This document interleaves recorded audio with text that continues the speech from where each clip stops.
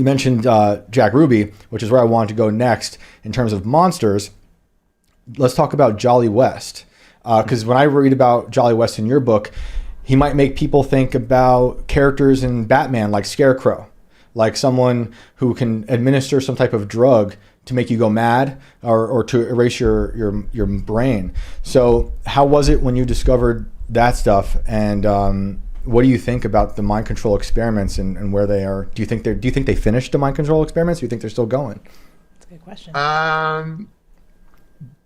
The latter part of the question about whether MKUltra continued after it officially ended in '73, I have no proof, but I sure wouldn't be surprised. I don't Right. know why they would spend all that money and all those resources for 20 some years. It was the most money the CIA spent on any project ever up until that point. Mm-hmm. And the big lie that they told when it was disclosed and there were Senate and congressional investigations was they presented themselves as the gang that couldn't shoot straight. Like, oh, we stupidly thought that we could create programmed assassins and, Mm-hmm. implant memories, but they said they weren't successful at it. I believe that was a story concocted so they could keep that technology and then probably keep using it, but Right. definitely hide what they had done.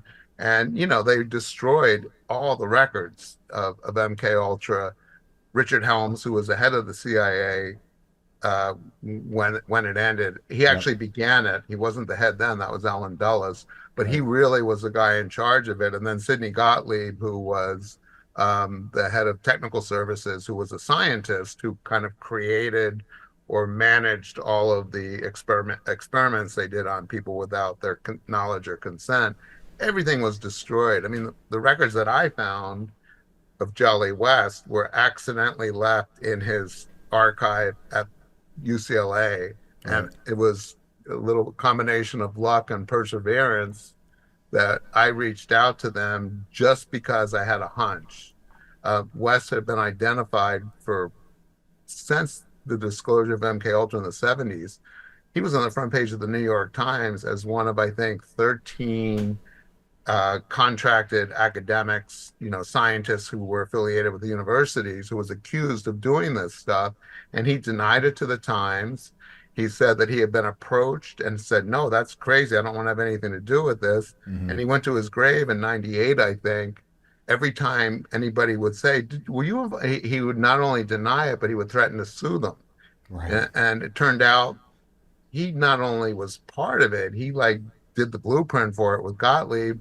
And I just happened, after spending months in his archive at UCLA, to find these letters where Sidney Gottlieb, had used a pseudonym, Sherman Grifford, Hmm. and from 1953, right when it started, between West and Gottlieb, saying how they were going to do the experiments, how they were going to hide it from the subjects and the people, if it was at Lackland Air Force Base or at a university setting, how they hide it from his colleagues, how they'd hide the funding. They were going to double envelope correspondence. I mean, the whole thing was a massive lie.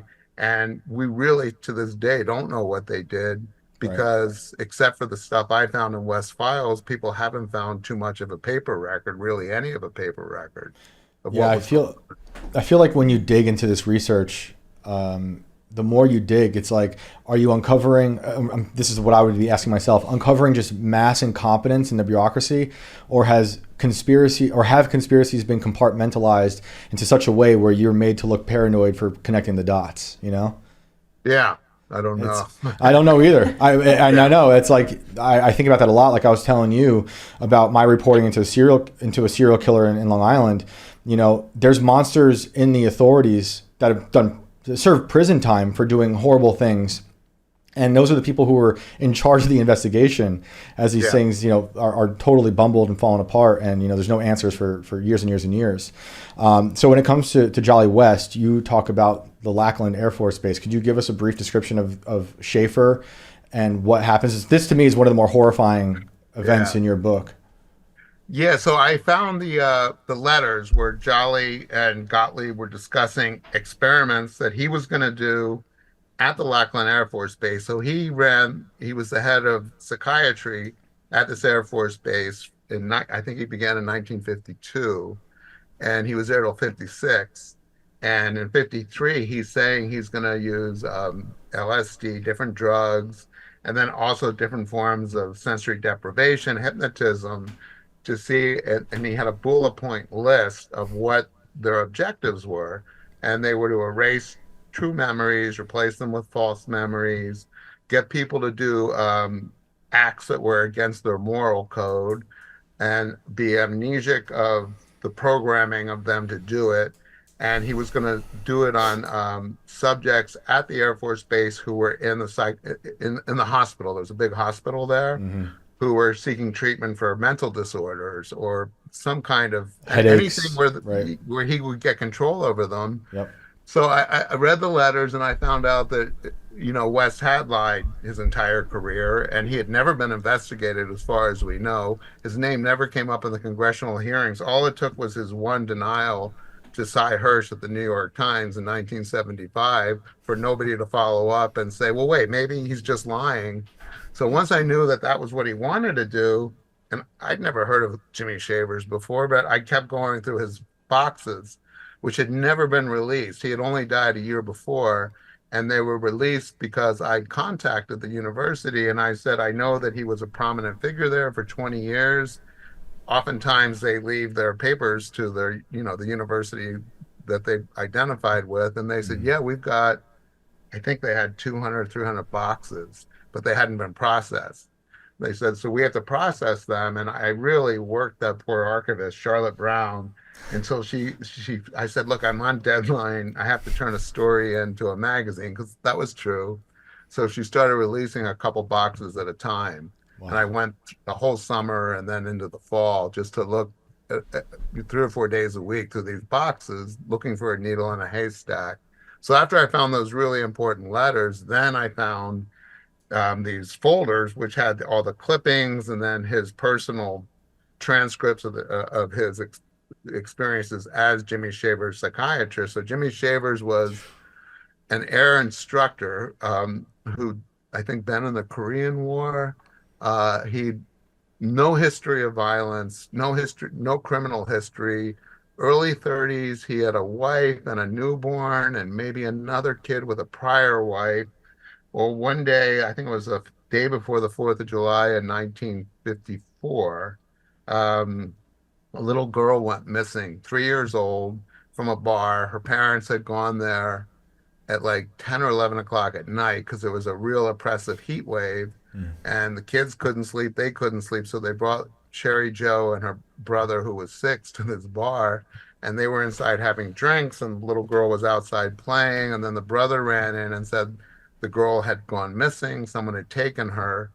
So there was a massive search, and they actually used the Lackland Air Force Base, Mm. officers and enlistees and whatever to go looking for the girl. And I think it was like an hour or 2 hours later, these two guys in a gravel pit who've been working in the gravel pit had fallen asleep, and they noticed this guy walking towards them, and his shirt was off and he was covered in blood. And he said, I don't know how I got here, or I don't, where am I?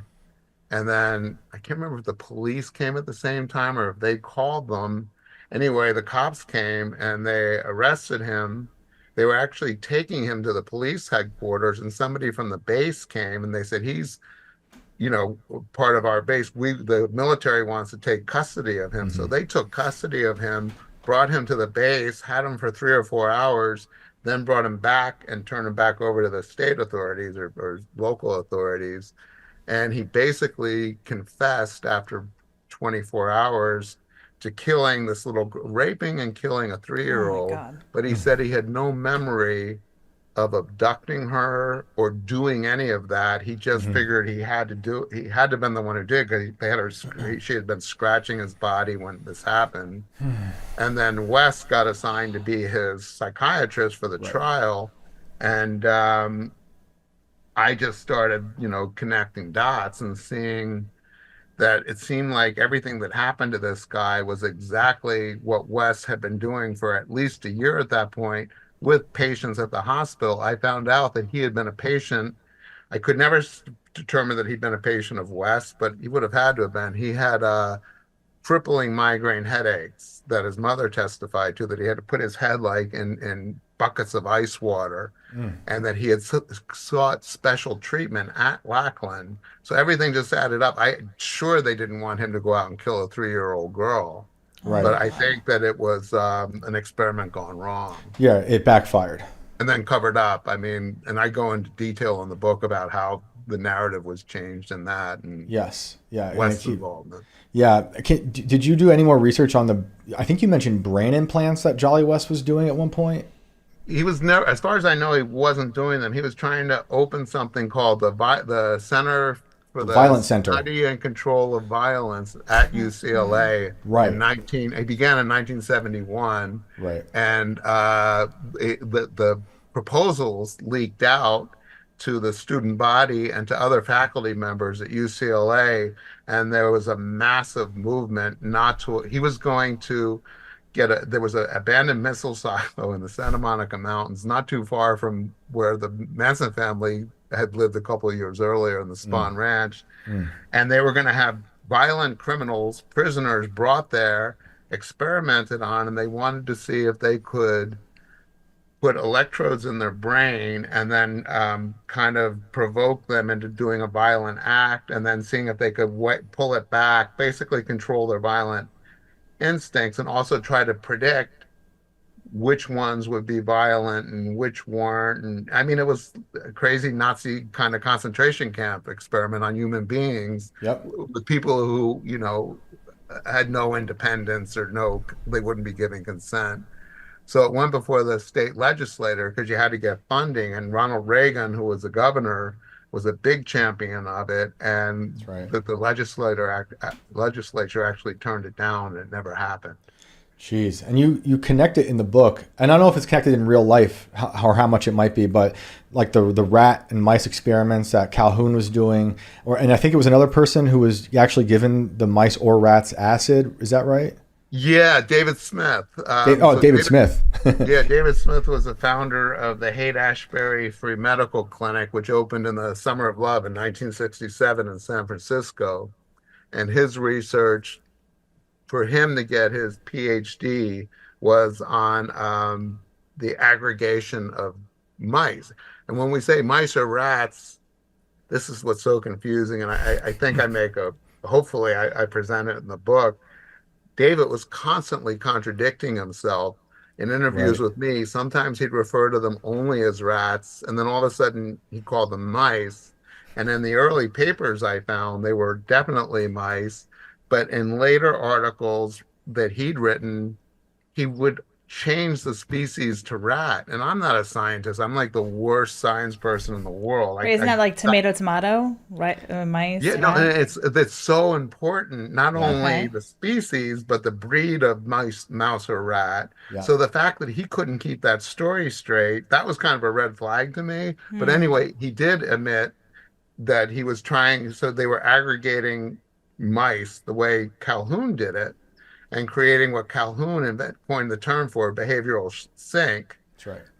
Smith used that in all of the interviews he did for years when he was talking about communal living, how that led to violence and drug, use and speeds and all that kind of stuff. He acted like he invented that term behavioral sync, but it was Calhoun. Calhoun did the first studies, Yep. but he didn't do it. He would aggregate rats, and then he found out that when you aggregate rats, a killer dominant alpha rat emerges. And in his papers, Calhoun, in I think 62 or 63, published these papers, or maybe late 50s, talking about how the rat would have a harem of female rats that he'd rape, and the male rats would end up becoming subjugated to the head rat, Yep. and they would go out and kill girl rats and rat families and tear them into pieces. Well, David Smith replicated that, but then he would give them amphetamines and LSD and try to control their behavior. In 1965 and 66, then all of a sudden he opens this clinic, and a fixture at the clinic is a guy named Charlie Manson, who all of a sudden has been released from prison and kind of evolves into someone who has a following of subservient women, young women, who will do anything he tells them to do, and then 2 years later they go out and kill on command. So I draw parallels to the objectives of what the CIA was trying to do with just controlling people's behavior Yep.